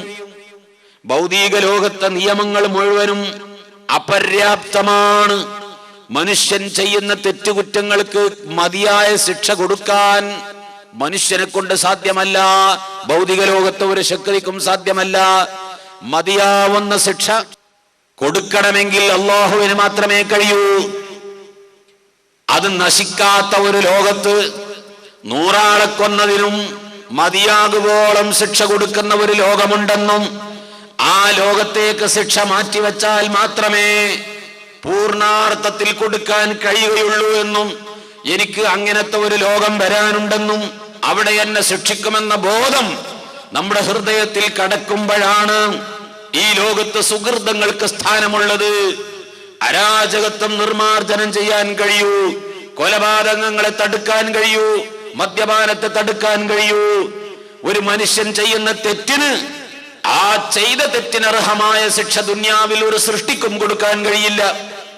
അത് കിട്ടുന്ന ഒരു ലോകമുണ്ടെന്നും മതിയാകുവോളം ശിക്ഷ അവിടെ നിന്ന് കിട്ടുമെന്നും പറയുമ്പോൾ അല്ലാഹു സുബ്ഹാനഹു വ തആല സംവിധാനിച്ച പാരത്രിക ലോകത്തെ കുറിച്ച് ചിന്തിക്കുന്ന ഒരു മനുഷ്യര് ദുനിയാവിൽ ഒരു തെറ്റ് ചെയ്യാൻ സാധ്യമല്ല. മാത്രമല്ല, ആ ലോകത്തെക്കുറിച്ചുള്ള ചിന്ത എപ്പോഴും ഹൃദയത്തിൽ ഉണ്ടായാൽ അതുള്ളത് കൊണ്ടല്ലേ നമ്മൾ വ്യഭിചരിക്കാത്തത്, അതുള്ളത് കൊണ്ടല്ലേ കള്ളു കുടിക്കാത്തത്. ഈ മജ്‌ലിസിൽ വന്നിരിക്കുന്ന മുഅ്മിനീങ്ങൾ അങ്ങനെ ഒരു ചിന്ത നമ്മുടെ ഹൃദയത്തിലുള്ളത് കൊണ്ടല്ലേ ഒരു വേണ്ടാത്തരത്തിലേക്കും പോകാത്തത്. മദ്യപാനം, വ്യഭിചാരം, കൊലപാതകം തുടങ്ങി, പിടിച്ചുപറിക്കൽ തുടങ്ങി വേണ്ടാത്തരങ്ങളിലേക്ക് പോകാതെ ജീവിക്കുന്ന സ്വാലിഹീങ്ങൾക്ക് ആ ജീവിതത്തിന് കാരണമായത് ഇതിന്റെ മറുവശത്ത് മറ്റൊരു ലോകം വരാനുണ്ടെന്നും അവിടെ എന്നെ ശിക്ഷിക്കുമെന്നുള്ള ചിന്തയാണ് ആ തെറ്റായ ജീവിതത്തിലേക്ക് നയിക്കാതെ ഈ ലോകത്ത് നന്മ അല്പമെങ്കിലും നിലനിൽക്കുന്നത്. ഇനി ഇവിടെ ചെയ്തു കൂട്ടിയ മുഴുവൻ പ്രവർത്തനങ്ങൾക്കും അർഹമായ ശിക്ഷ, ഒരാളെ കൊന്നവന് കൊടുക്കേണ്ട ശിക്ഷ, 10 ആളെ കൊന്നവന് മതിയാകേണ്ട ശിക്ഷ, അത് 100 ആളെ കൊന്നിട്ടുണ്ടെങ്കിൽ അവൻ അർഹതപ്പെട്ട ശിക്ഷ, ആർക്കും ഒരു കുറവും ഇല്ല. അങ്ങനത്തെ ഒരു ശിക്ഷയുടെയും ജസാഇന്റെയും ലോകമാണ് ഇപ്പോൾ അഭിമുഖീകരിക്കാൻ പോകുന്നത്. അവിടെ വരുമ്പോൾ ആ ആളുകളെ ഇത്രയും ചുട്ടുപൊള്ളുന്ന ചെമ്പിന്റെ മുകളിൽ അല്ലാഹു തആല നിർത്തിയിരിക്കുന്നു. ലോഹത്തകട് പഴുപ്പിച്ച് അതിന്റെ മുകളിൽ നിർത്തിയിരിക്കുന്നു. എത്രയോ കിലോമീറ്റർ അപ്പുറത്ത് കിടക്കുന്ന കത്തിജ്വലിക്കുന്ന അഗ്നിഗോളമാകുന്ന സൂര്യനെ അല്ലാഹു പിടിച്ചു വലിച്ചു കൊണ്ടുവന്ന് ഹത്തൽ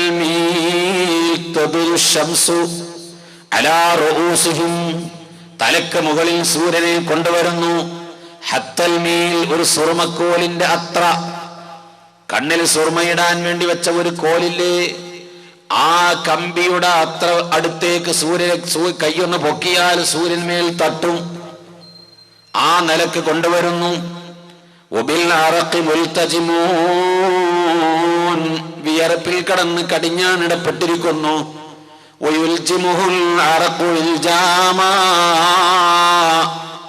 ദോഷത്തിന്റെ കാഠിന്യം അനുസരിച്ച് കാലിന്റെ ഞെരിയാണി വരെ വിയർപ്പിൽ കിടക്കുന്നവരുണ്ട്, കാൽമുട്ട് വരെ വിയർപ്പിൽ കിടക്കുന്നവരുണ്ട്, അര വരെ നടുവരെ വിയർപ്പിൽ കിടക്കുന്നവരുണ്ട്, മാറ് വരെ വിയർപ്പിൽ കിടക്കുന്നവരുണ്ട്, കഴുത്ത് വരെ വിയർപ്പിൽ കിടക്കുന്നവരുണ്ട്. എത്ര കണ്ട് ദോഷമുണ്ടോ അതിനനുസരിച്ച് വിയർപ്പിൽ കിടന്ന് മുങ്ങിക്കളിക്കുകയാണ്. ഇത്ര തീഷ്ണമായ സൂര്യന്റെ ചൂടുകൊണ്ട് തിളച്ചു മറിയുന്ന വെള്ളമാണ്. ഇന്നലെ ഞാൻ പറഞ്ഞു, ഇനി മരിക്കാൻ പോകുന്നില്ല. എന്ത് ശിക്ഷയാണ് റബ്ബ് വെച്ചത് അത് അനുഭവിക്കുക തന്നെ. അവിടെ നമ്മുടെ ശരീരം കരിഞ്ഞു പോകുമല്ലോ, ഉരുകി ഒലിച്ചു പോകുമല്ലോ. മരിച്ചങ്ങ് കഴിഞ്ഞാൽ പിന്നെ ഒന്നും അറിയണ്ടല്ലോ എന്ന് ചിന്തിക്കുന്ന ദുനിയാവല്ല അത്. അവിടെ ഇനി നശിപ്പില്ല. ആ ജീവിതം തുടങ്ങിക്കഴിഞ്ഞാൽ അതിന് അവസാനമില്ല. അതുകൊണ്ട് തന്നെ ആ വിയർപ്പിൽ കിടന്നുകൊണ്ട് അവൻ കഷ്ടപ്പെടുക തന്നെ, വിയർപ്പിൽ കിടന്ന് മുങ്ങിക്കളിക്കുക തന്നെ, ഉരുകി ഒലിച്ചു കൊണ്ടിരിക്കുക തന്നെ.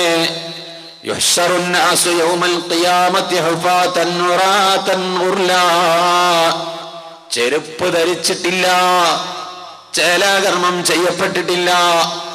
അല്ലാഹു സുബ്ഹാനഹു വ തആല ഒരു മനുഷ്യനെ സൃഷ്ടിച്ചത് ഏത് വിധത്തിലാണോ ആ വിധത്തിൽ തന്നെ അല്ലാഹു തആല പരലോകത്തവനെ ഹാജരാക്കുകയും ചെയ്യും. ഉമ്മ പടച്ചപ്പോൾ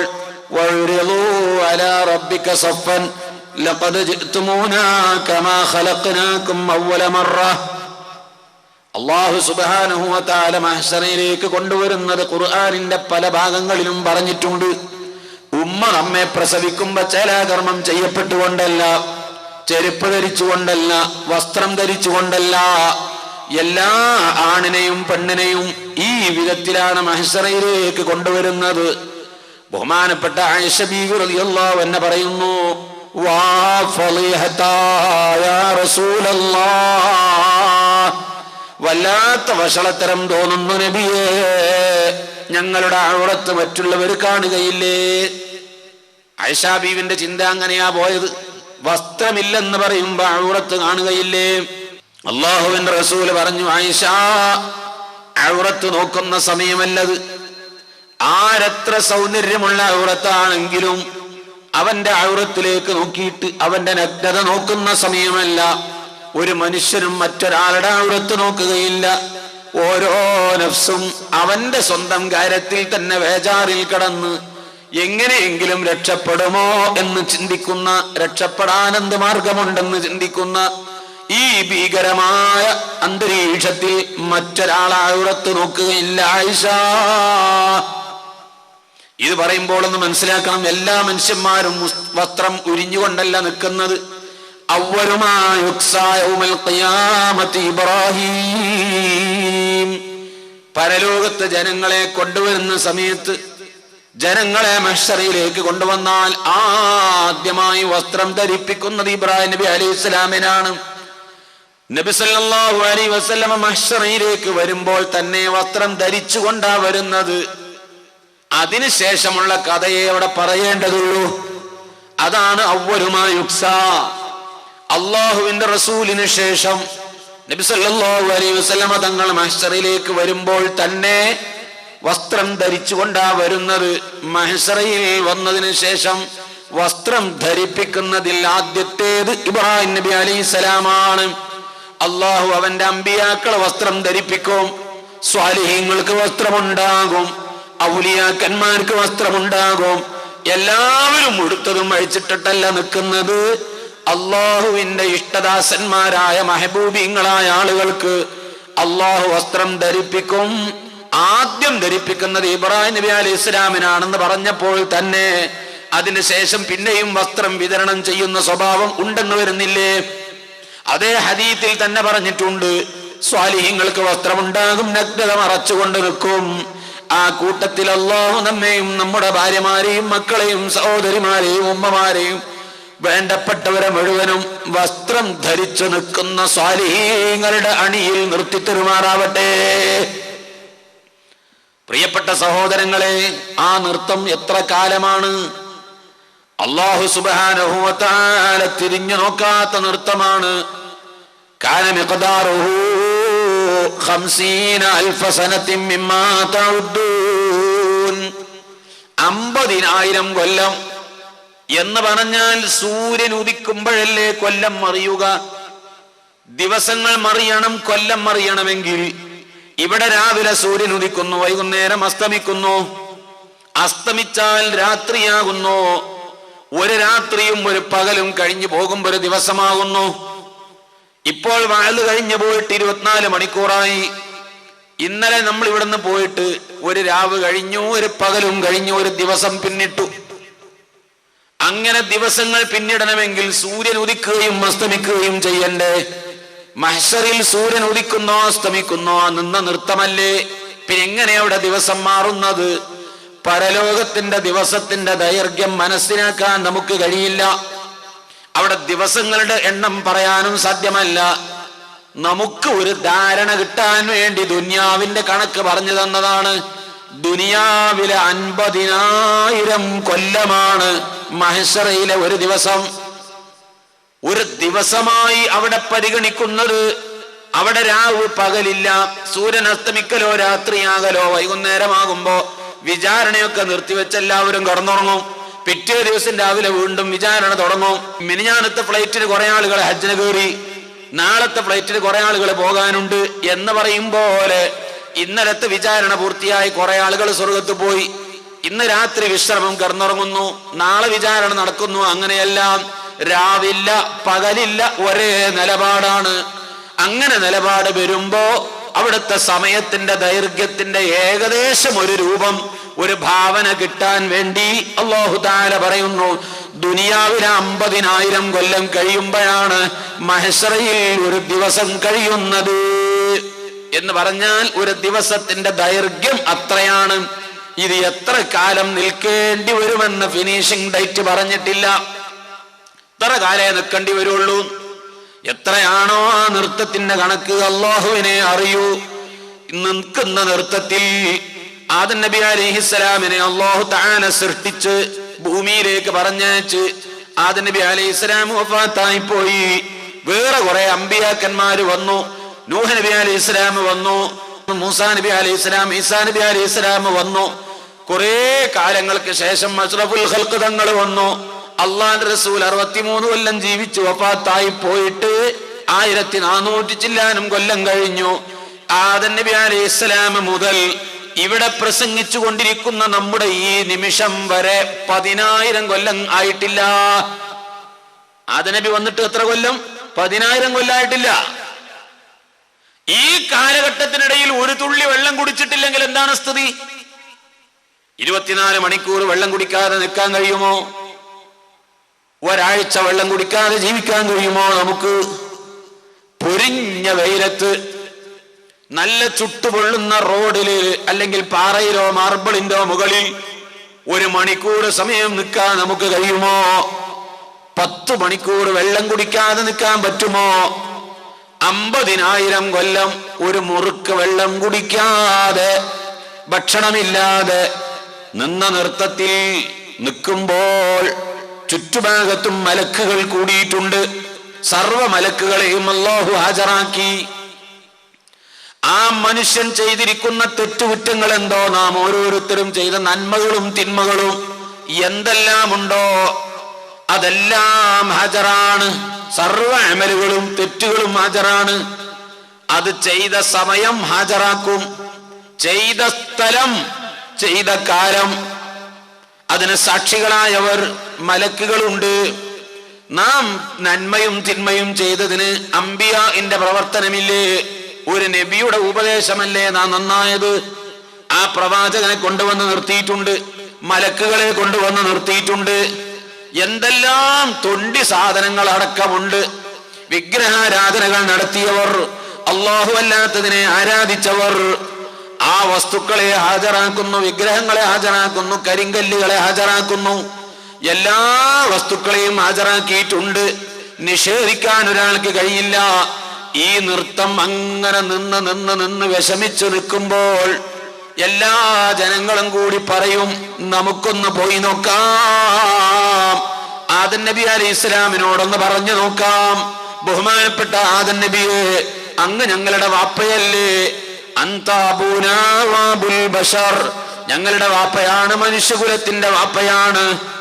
ഈ നിന്ന നൃത്തം എത്ര കാലമായി നിൽക്കാൻ തുടങ്ങിയിട്ട്, വെള്ളം കുടിക്കാനില്ലാതെ, ഭക്ഷണം കഴിക്കാനില്ലാതെ, ദാഹിച്ച് ദാഹിച്ച് വിയർപ്പൊലിച്ച് ആ വിയർപ്പിൽ കിടന്ന് മുങ്ങിക്കളിച്ച് എത്ര കാലമായി നിൽക്കുന്നു.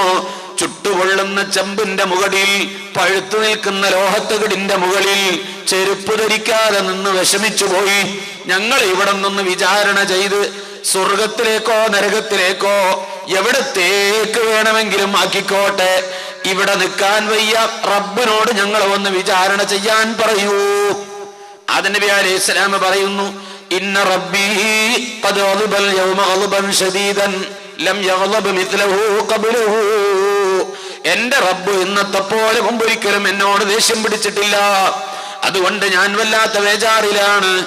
റബ്ബ് വല്ലാത്തൊരു കോപത്തിലാണ്. എനിക്ക് തോന്നുന്നത് അല്ലാഹു എന്നോട് വലിയ ദേഷ്യത്തിലാണെന്നാണ്. പറയാൻ എനിക്ക് ധൈര്യമില്ല. അതുകൊണ്ട് നിങ്ങൾ എന്നോട് പറയല്ലേ, അടുത്ത പ്രവാചകന്റെ അടുക്കൽ പോയിക്കോ.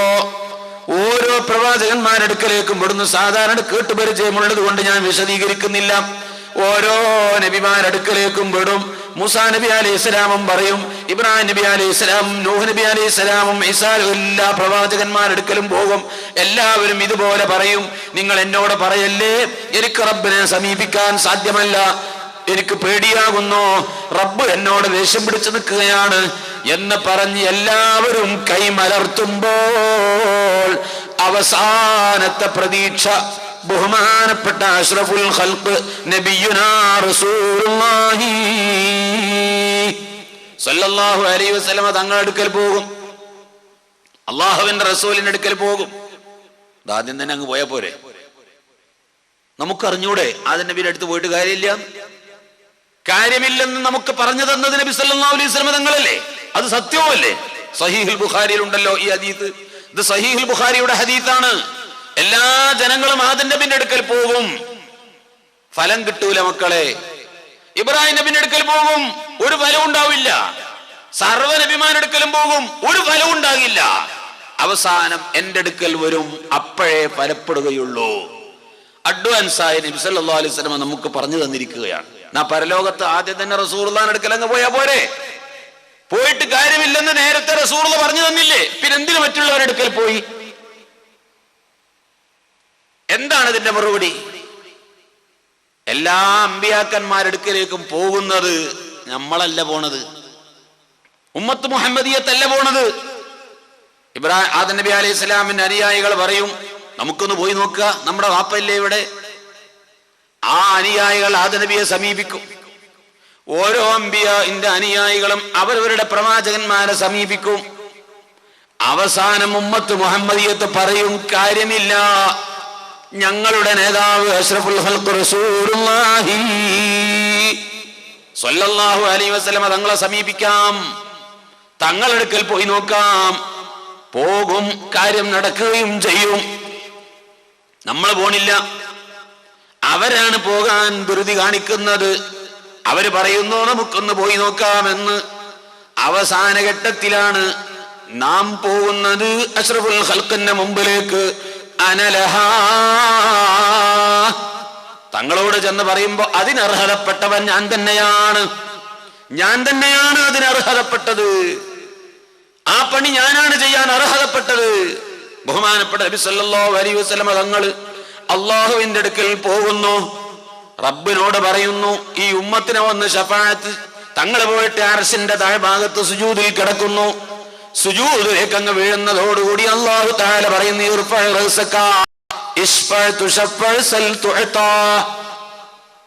വേറെ ഒരു മറുപടിയാണ് പണ്ഡിതന്മാർ പറഞ്ഞിട്ടുണ്ട്. എല്ലാ ജനങ്ങളെയും അല്ലാഹു തആല അവിടെ നടത്തുന്നത് അഷ്റഫുൽ ഖൽഖിന്റെ സ്ഥാനം ഉയർത്തി കാണിക്കാനാണ്. നമുക്ക് ബോധ്യപ്പെടണം, എല്ലാ പ്രവാചകന്മാരും കൈയൊഴിച്ചു പോയി നോക്കി അനുഭവപ്പെട്ടില്ലേ? കാര്യം കിട്ടിയത് അഷ്റഫുൽ ഖൽഖിനെ കൊണ്ടല്ലേ? അപ്പോഴല്ലേ അഷ്റഫുൽ ഖൽഖ് ആകൂ, സൃഷ്ടികളിൽ ഏറ്റവും ഉന്നതനല്ലേ? അതാണെന്ന് അല്ലാഹു തആല പരലോകത്തും തെളിയിച്ചിരിക്കുകയാണ്. എല്ലാ അമ്പിയാക്കന്മാരും കൈയൊഴിച്ചു. അപ്പോഴാണ് അഷ്റഫുൽ ഖൽഖ് സ്വല്ലല്ലാഹു അലൈഹി വസല്ലം തങ്ങൾ അതിന് നമ്മിലേക്ക് തിരിയുന്നതും ശഫാഅത്തിന് വേണ്ടി പ്രവർത്തിക്കുന്നതും. അപ്പോൾ എല്ലാ പ്രവാചകന്മാരെക്കാളും ഉയർന്ന സ്ഥാനം അഷ്റഫുൽ ഖൽഖ് തങ്ങൾക്കാണ് എന്ന് ബോധ്യപ്പെടുത്താൻ, സർവ്വജനങ്ങളെയും ബോധ്യപ്പെടുത്താൻ, മറ്റുള്ളവരുടെ അടുക്കലൊക്കെ പോയി വന്നിട്ട് ലാസ്റ്റ് നബി തങ്ങളെ അടുക്കൽ ചെല്ലുന്നത്. ഇത് നേരത്തെ അള്ളാഹുവിന്റെ റസൂൽ പറഞ്ഞു തന്ന സ്ഥിതിക്ക് നമുക്ക് നേരത്തെ റസൂലുള്ളാഹിന്റെ അടുക്കലേക്ക് അങ്ങ് പോയാൽ മതി. അതിനവിടെ പോകുന്നത് ആദ്യം നമ്മളല്ല, മറ്റുള്ള ടീമുകളെ, മറ്റമ്പിയാഇന്റെ ഉമ്മത്തുകളാണ് പോകുന്നത്. അള്ളാഹുവിന്റെ റസൂൽ അർശിന്റെ താഴ്ഭാഗത്ത് ചെന്നു, സുജൂദിൽ ചെന്ന് വീഴുന്നു. അള്ളാഹു പറയുന്നു, തല ഉയർത്തും. ഇവിടെ സുജൂദ് കിടക്കേണ്ട സ്ഥലമല്ല, തല ഉയർത്തു. തങ്ങൾക്ക് എന്താ വേണ്ടത് ചോദിച്ചോ, തന്നേക്കാം. ബഹുമാനപ്പെട്ട നബി തങ്ങൾ പറയുന്നു, ഇവരെ ഒന്ന് ശഫാഅത്തിനെടുക്കണം, വിചാരണ ചെയ്യണം, എന്തെങ്കിലും ഒരു തീരുമാനം ഉണ്ടാക്കി കൊടുക്കണം. അപ്പോഴാണ് അല്ലാഹു തആല വിചാരണക്ക് നീങ്ങുന്നത്. വിചാരണക്ക് തിരിയുമ്പോൾ ആദ്യമായി മഹ്ശറിൽ കേൾക്കുന്ന ശബ്ദം എന്താണ്? അള്ളാഹു നമ്മിലേക്ക് തിരിഞ്ഞു നോക്കിയിട്ടില്ലെന്ന് പറഞ്ഞാൽ അവഗണിച്ച് തള്ളിയിരിക്കുകയല്ല. നമ്മെ രക്ഷപ്പെടുത്താനോ അല്ലെങ്കിൽ നമ്മെ എന്തെങ്കിലും ഒരു തീരുമാനമാക്കി വിടാനോ ഉള്ള തിരുനോട്ടം നോക്കിയിട്ടില്ല. ഓരോ മനുഷ്യനും തോന്നും, അള്ളാഹു ഇന്ന് ഏറ്റവും കൂടുതൽ ശ്രദ്ധിക്കുന്നത് എന്നെയാണ്. ഈ 50,000 കൊല്ലവും ഞാൻ ചിന്തിക്കുന്നു, റബ്ബ് നോക്കുന്നത് എന്നെയാണ്. ഞാൻ എന്താ ചെയ്യണത്? ഞാൻ എങ്ങോട്ടാ തിരിയുന്നത്? അള്ളാഹു ഈ കണ്ട ജനങ്ങളെ ഒന്നും നോക്കുന്നില്ല, എന്നെ മാത്രമാണ് റബ്ബ് നോക്കുന്നത്. എന്നെ എന്തോ ചെയ്യാനാണ് റബ്ബിന്റെ തീരുമാനം എന്ന് ഓരോ മനുഷ്യനും തോന്നത്തക്ക വിധത്തിൽ അല്ലാഹു സുബ്ഹാനഹു വ തആല ഓരോരുത്തരിലേക്കും നോക്കും. അപ്പൊ റബ്ബ് തിരിഞ്ഞു നോക്കുന്നില്ലെന്ന് പറഞ്ഞതിന്റെ അർത്ഥം ഇതൊന്ന് വിചാരണക്കെടുക്കുന്നില്ല, ഇത് പരിഹാരമാക്കുന്നില്ല. ഇവിടെ നബിതങ്ങൾ ഇടപെട്ടു, അല്ലാഹുവിന്റെ റസൂൽ ഇടപെട്ടപ്പോൾ അല്ലാഹു ദാ തീരുമാനം പ്രഖ്യാപിക്കുന്നു, തീരുമാനത്തിലേക്ക് പോകുന്നു. ആദ്യത്തെ അനൗൺസ്, മഹ്ശറിൽ കേൾക്കുന്ന ആദ്യത്തെ അനൗൺസ് എന്താണ്? ഈ വഅള് സമാപിക്കുമ്പോ ചെയ്യാത്ത ആരെങ്കിലും നമ്മുടെ കൂട്ടത്തിൽ ഉണ്ടെങ്കിൽ ഒട്ടുമിക്ക ആളുകളും ചെയ്യുന്നവർ തന്നെയാണെന്നാണ് എന്റെ വിശ്വാസം. ധാരാളം ആലിമീങ്ങളുണ്ട്, അനേകം മുതഅല്ലിമീങ്ങളുണ്ട്, അനേകം വയസ്സന്മാരുണ്ട്, അനേകം പ്രായം ചെന്ന ഉമ്മമാരുണ്ട്, ഹജ്ജ് ചെയ്തവരുണ്ട്. ഞാൻ വിശ്വസിക്കുന്നു അവരൊക്കെ അത് ചെയ്ത്, പ്രത്യേകിച്ചും ഹജ്ജിന് പോകുമ്പോൾ മക്കയിൽ നിന്നൊക്കെ ചെയ്ത് ശീലിച്ച് തുടങ്ങി വെച്ചിട്ടുണ്ടാകും. പിന്നെ അത് മുടക്കാതെ അങ്ങ് നിലനിർത്തുന്നുണ്ടാകും എന്ന് തന്നെയാണ് ഞാൻ വിശ്വസിക്കുന്നത്. പടച്ചവനെ, ആദ്യമായി മഹ്ശറിൽ കേൾക്കുന്ന അനൗൺസ്, അയ്നല്ലദീന കാനത് തതജാഫാ ജുനൂബുഹും അനിൽ മളാജിഇ യദ്ഊന റബ്ബഹും ഖൗഫൻ വതമആ. തഹജ്ജുദ് നിസ്കരിച്ച ആളുകൾ എവിടെ? ഇങ്ങോട്ട് വരൂ. ഇതാണ് മഹ്ശറയിൽ ആദ്യം കേൾക്കുന്ന ശബ്ദം. അള്ളാന്റെ റസൂൽ ശഫാഅത്തിന് വേണ്ടി അള്ളാന്റെ മുമ്പിൽ ചെന്നിട്ട് ശഫാഅത്ത് ചെയ്യുന്നു. ഈ ജനങ്ങളെ രണ്ടാലൊരു തീരുമാനമാക്കണേ എന്ന്. ഇതാണ് ആദ്യത്തെ ശഫാഅത്ത്.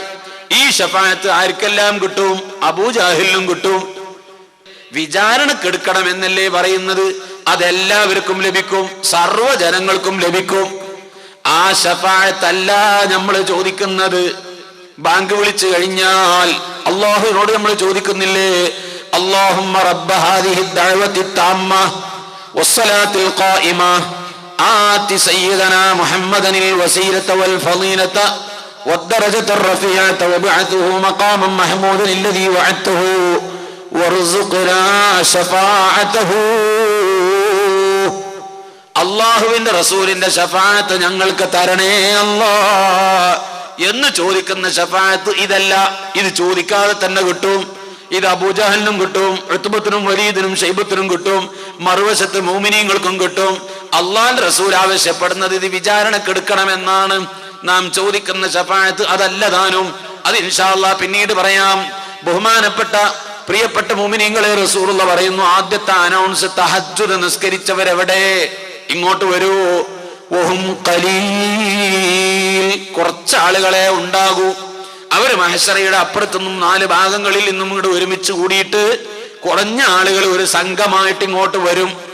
അവര് വന്ന് അള്ളാഹുവിന്റെ മുമ്പിൽ വന്ന് നിൽക്കുമ്പോ, നിങ്ങൾ സ്വർഗത്തിൽ പോയിക്കോ, നിങ്ങളോട് എനിക്ക് ഒന്നും ചോദിക്കാനില്ല. അത്ര പുണ്യമാണ് തഹജ്ജുദ് നിസ്കാരം. ഹിസാബ് കൂടാതെ, മഹ്ശറയിലെ തുടർ നടപടികൾ അറിയാതെ, വിചാരണയെ നേരിടേണ്ടതില്ലാതെ, ഒരു ബുദ്ധിമുട്ടും അനുഭവിക്കാതെ ഈ ജനങ്ങളെ, ഈ തഹജ്ജുദ് നിസ്കരിച്ച ആളുകളെ അല്ലാഹു തആല സ്വർഗത്തിലേക്ക് പറഞ്ഞേക്കും. അല്ലാഹു അക്കൂട്ടത്തിൽ നമ്മളെ പെടുത്തുമാറാവട്ടെ. തഹജ്ജുദ് നിസ്കരിക്കണം. മഹ്ശറിൽ കിട്ടുന്ന ഏറ്റവും വലിയൊരു അനുഗ്രഹവും ഉപകാരവുമാണത്. എന്താ നിസ്കാരം? ഒന്ന്, ഉറങ്ങിയതിന് ശേഷമുള്ള നിസ്കാരമാണ്. രാത്രി ഉറങ്ങിയതിന് ശേഷമുള്ള നിസ്കാരമാണ്. ഒരാൾ രാത്രി ഉറങ്ങിയില്ലെങ്കിലോ? ഈ വഅദ് സുബഹി വരെ അങ്ങ് തുടർന്നു.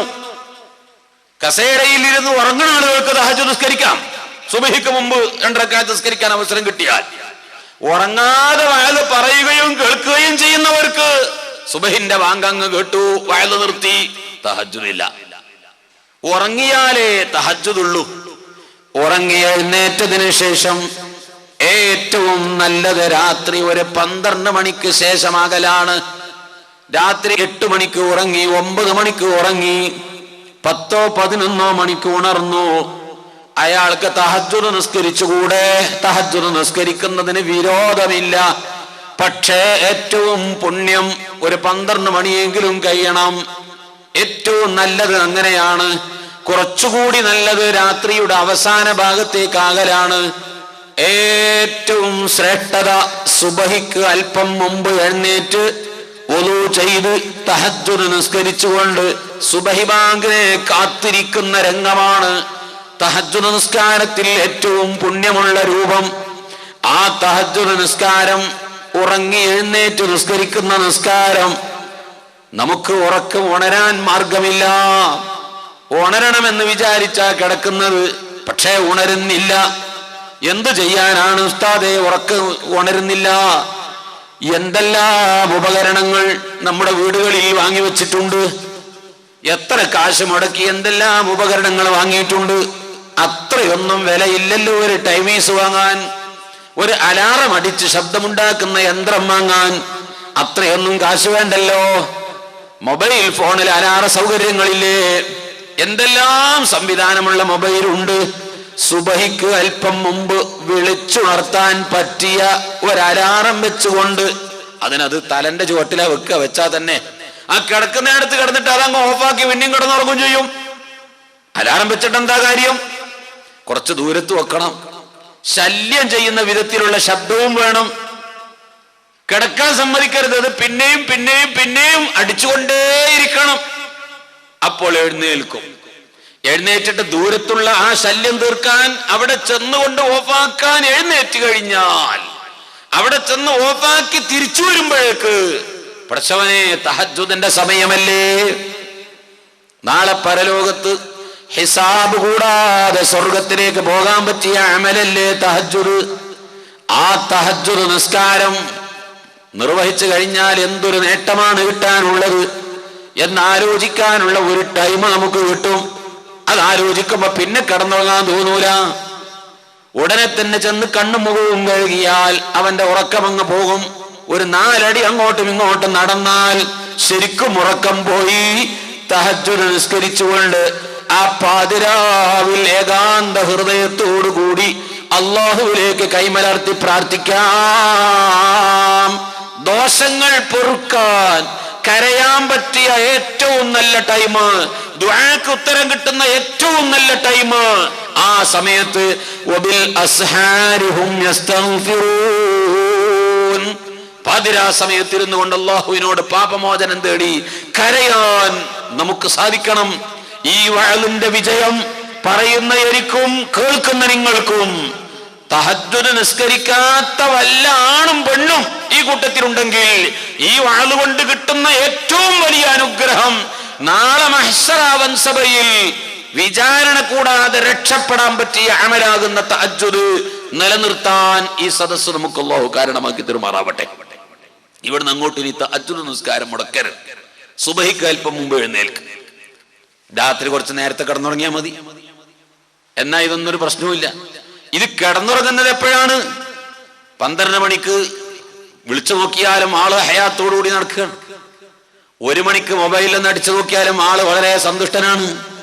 2 മണിക്ക് വിളിച്ചാലും കിടന്നുറങ്ങുന്നത് എപ്പോഴാ? 4 മണിക്ക്, 3 മണിക്കോ 4 മണിക്കോ അങ്ങ് കിടന്നുറങ്ങും. കിടന്നുറങ്ങിയിട്ട് ആ മനുഷ്യൻ സുബഹിക്ക് ബാങ്ക് കൊടുക്കുന്നത് അറിയില്ല. സുബഹിക്ക് ആ മനുഷ്യൻ എല്ലാവരും നിസ്കരിക്കുമ്പോൾ കൂർക്കം വലിക്കുന്നു. അള്ളാഹിന്റെ മലക്കുകൾ നിസ്കരിക്കുന്നു, അവൻ കൂർക്കം വലിക്കുന്നു. 8 മണിക്ക് ഓഫീസിൽ പോകാനാ ഉണരുന്നത്. ഒരു വാപ്പ ഗൾഫിൽ ചെന്ന് നോക്കിയാൽ തന്റെ മകൻ നാട്ടിൽ നിന്ന് സുബഹിക്ക് എഴുന്നേൽക്കാത്ത മകനതാ സുബഹിക്ക് മുമ്പ് എഴുന്നേറ്റ് കുളിച്ച് വൃത്തിയായ ഡ്രസ്സ് മാറി പോകുന്നു. എന്താ എന്റെ മോൻ നന്നായല്ലോ, ഡ്യൂട്ടിക്ക് പോകാനുള്ളത് കൊണ്ടാ നേരത്തെ എഴുന്നേറ്റത്. വെള്ളിയാഴ്ച ചെന്ന് നോക്കണം. ഡ്യൂട്ടിക്ക് പോകാനില്ലാത്ത ദിവസം ഇതുപോലെ നേരത്തെ എഴുന്നേൽക്കുന്നുണ്ടോ? അപ്പൊ ഉണരുന്നത് അല്ലാഹുവിന് വേണ്ടിയല്ല, ദുനിയാവിന് വേണ്ടി ഉണരാൻ നമുക്ക് കഴിയും. ദുനിയാവിന് വേണ്ടി ഉണരാനുള്ള സംവിധാനങ്ങളുമുണ്ട്. അല്ലാഹുവിന് വേണ്ടി ഉണർന്ന് എന്റെ പരലോകം രക്ഷപ്പെടുത്താ ഞാനെന്ന് ഉണരട്ടെ, എനിക്ക് സ്വർഗം നിഷേധിക്കുന്ന ഇബ്ലീസിനെ അട്ടിയോടിക്കട്ടെ എന്ന് ചിന്തിച്ചുകൊണ്ട് സുബഹിക്ക് ഉണരാൻ ഇനിയെങ്കിലും നമ്മൾ ശ്രമിക്കണം. സുബഹിക്ക് കിടന്നുറങ്ങുന്നത് പട്ടിയുടെ സ്വഭാവമാണ്. പട്ടികൾ സുബഹി വരെ റോട്ടുമ്മൽ കാണും. ബസ്സിലും കാറിലും വാഹനത്തിലൊക്കെ യാത്ര ചെയ്യുമ്പോൾ രാവിലെ വരെ പട്ടികളും നായ്ക്കളും ഇങ്ങനെ കിടന്ന് ഓടിക്കളിക്കും. സുബഹിന്റെ ബാങ്കിന് അല്പം മുമ്പ് അവരങ്ങ് കിടന്നുറങ്ങും. പട്ടികൾ അങ്ങനെയാ. അതേ സമയത്ത് ആട് അങ്ങനെയല്ല. ആടുകൾ നേരത്തെ കിടന്നുറങ്ങും. സുബഹിക്ക് അല്പം മുമ്പ് എഴുന്നേറ്റിട്ട് ആടുകളെ വളർത്തുന്ന കൂട്ടിൽ നിന്ന് പിടപെട ശബ്ദം കേൾക്കും.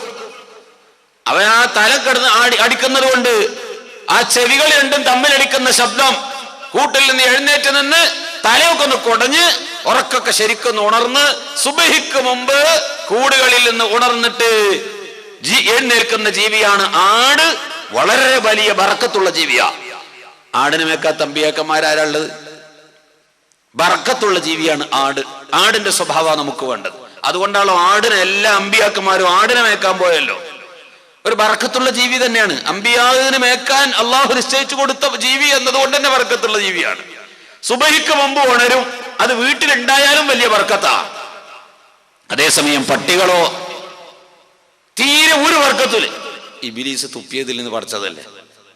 ആദം നബി അലൈഹിസ്സലാമിനെ സ്വർഗത്തിന്റെ വാതിൽക്കൽ അല്ലാഹു തആല പടച്ച് 40 കൊല്ലം ഒരു മണ്ണിന്റെ കൂടായിട്ട് അവിടെ ഇട്ടു.